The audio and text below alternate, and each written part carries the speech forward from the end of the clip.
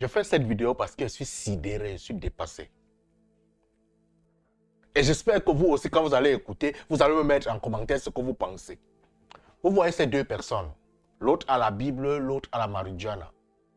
Les deux sont sous l'effet d'une drogue. La drogue visible ici, qui est même moins faible, c'est la marijuana. L'autre drogue qui est très forte, c'est-à-dire que les deux éléments ici calculent le cerveau d'une personne. On calcule tes méninges pour pouvoir te modifier la réflexion, pour pouvoir te modifier la pensée. Mais la première drogue ici qui est la Bible ou le Coran ou l'éducation ou tout ça, lorsqu'on utilise les mots, on rentre dans ton cerveau, tu n'as plus la capacité de réfléchir. Tu commences à planer. Et lorsque tu rentres dans l'effet de planer, tu commences à avoir ce type de réaction. Écoutons cette vidéo. Homme célibataire, belle dame célibataire. Elle dit, je suis célibataire, j'ai 57 ans. Je suis chrétienne, je recherche aussi un homme chrétien. Voilà donc. Elle a 57 ans. Elle est chrétienne, elle recherche un homme chrétien. Elle a prié dans les églises depuis pratiquement 20 ans. Elle n'est pas sortie de là avec un enfant. Elle n'est pas sortie de là avec un homme chrétien. Mais elle était dans l'église. Elle priait tous les jours. Seigneur, Seigneur, Seigneur, je veux un chrétien. Elle n'est pas sortie de là avec ça. Elle a passé toute sa vie dans la prière.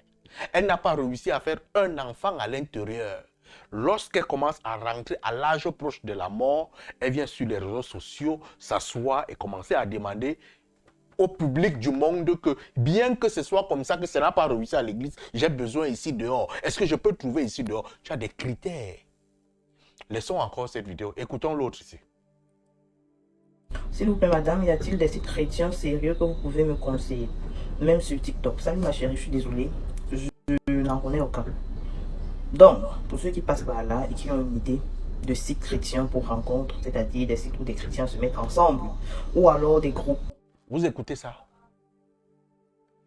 Les églises ont, c'est-à-dire qu'on a mis l'opium dans les cerveaux des gens, de telle sorte que tu poses la question à une femme aujourd'hui, ou sinon à un homme, que veux-tu, un homme bon ou un homme chrétien? Que veux-tu, une femme bonne ou une femme chrétienne? Il va te répondre que je veux un chrétien. Donc même si le chrétien est assassin, tu as besoin de lui. Même si le chrétien est mauvais comment, tu as besoin de lui. Mais l'homme bon, tu n'as pas besoin de lui. Pourquoi? Parce que ça reste sur un mot, un concept, un mot simple. Tu crois que toi qui réfléchis comme ça, tu es encore normal? Tu es sous l'effet de l'addiction. Tu n'es pas différent de celui qui est en train de fumer une drogue.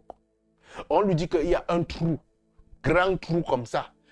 Si tu sautes dedans, tu ne vas pas mourir. Il croit, il voit bien le trou en profondeur, mais tellement il est en train de planer qu'il saute, il atterrit dedans.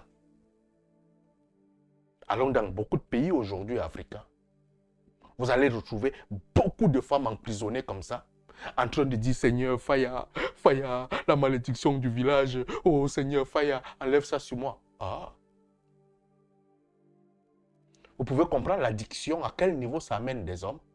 Si vous voulez, comme on dit, l'opium du peuple, la meilleure façon de contrôler un peuple, c'est de lui donner une religion.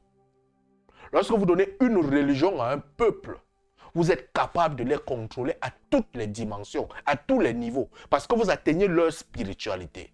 Lorsque vous rentrez sur la spiritualité des gens, vous vous asseyez dessus, vous êtes capable de les manipuler. Nous avons connu ici avec le coronavirus, il y a cela quelques années, on a utilisé l'information.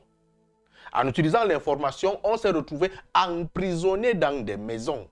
En toute fierté, on était fiers de rester dans la maison parce qu'on nous a fait comprendre qu'il y a un virus qui est à l'extérieur. C'est-à-dire que le monde entier a été drogué sous l'effet d'un élément inexistant qui s'appelait coronavirus. Et le monde savait que ça n'existait pas. Mais quand même, comme on était sous l'effet de la drogue, on marchait comme des morpions, on était trop fiers.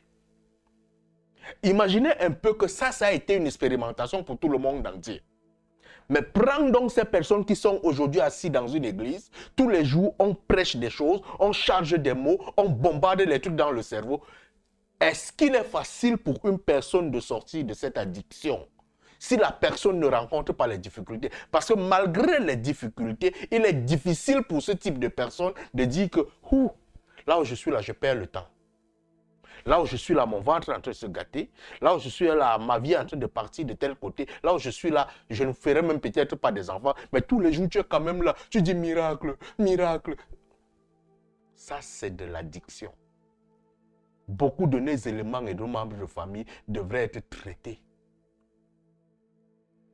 C'est très grave. Allume ton cerveau, mon frère.